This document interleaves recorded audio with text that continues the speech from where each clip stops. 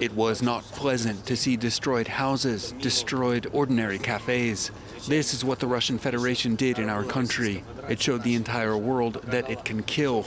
But you, all Ukraine, our armed forces, our National Guard, our intelligence officers, proved that it is impossible to kill Ukraine.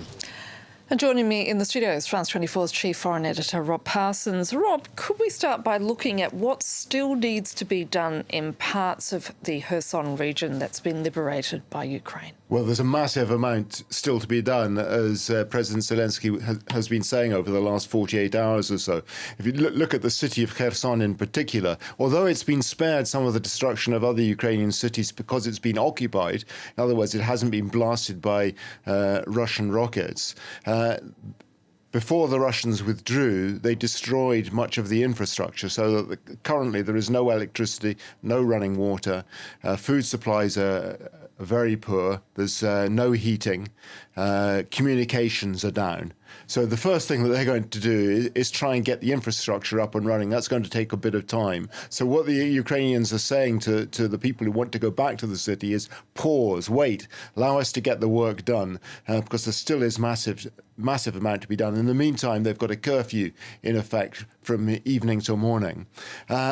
Outside the city of Kherson, the situation is even more complicated in the region, in the villages around Kherson. We're talking about 4,500 square kilometers, 179 settlements that were liberated by the Ukrainians.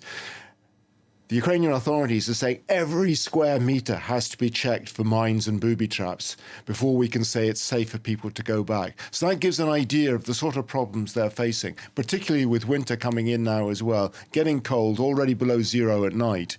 These are tough times, and that's why I think the Ukrainian authorities are reluctant to say to people, fine, come back into Kherson, bearing in mind too that although the Russians have left, the city is now in the targets of Russian artillery from the other side of the Dnipro River. As you were mentioning there, it's obviously winter is approaching, and given that the temperatures are falling rapidly in the region, is it likely that Ukrainian forces are going to resume their offensive against the Russians? And who is now in defensive positions on the east bank of the Dnipro River? I think it's not out of the question that the Ukrainians will go on the offensive, but that they will clearly have to think long and hard about it, because as you pointed out, with the winter coming in, it introduces a whole new set of variables about how you organise your logistics, how you conduct your campaign.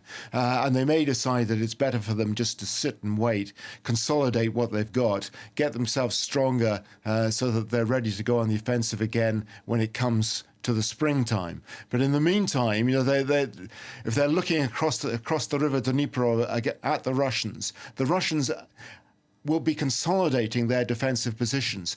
Attacking across the river Dnipro will not be easy. The Dnipro River was a positive for the Ukrainians whilst the Russians were in Kherson city, because they were pushing them up against the river. Now they have to cross that river, which is a formidable obstacle under Russian artillery fire. It won't be easy. Another option, though, may be just to go around Zaporizhia and come round outflank the Russians effectively. But again, that will take massive organisation. And I think most military experts doubt whether the Ukrainians are sufficiently strong at the moment to be able to do that before the spring. A lot of logistical obstacles ahead, clearly. Thank you, Rob Parsons.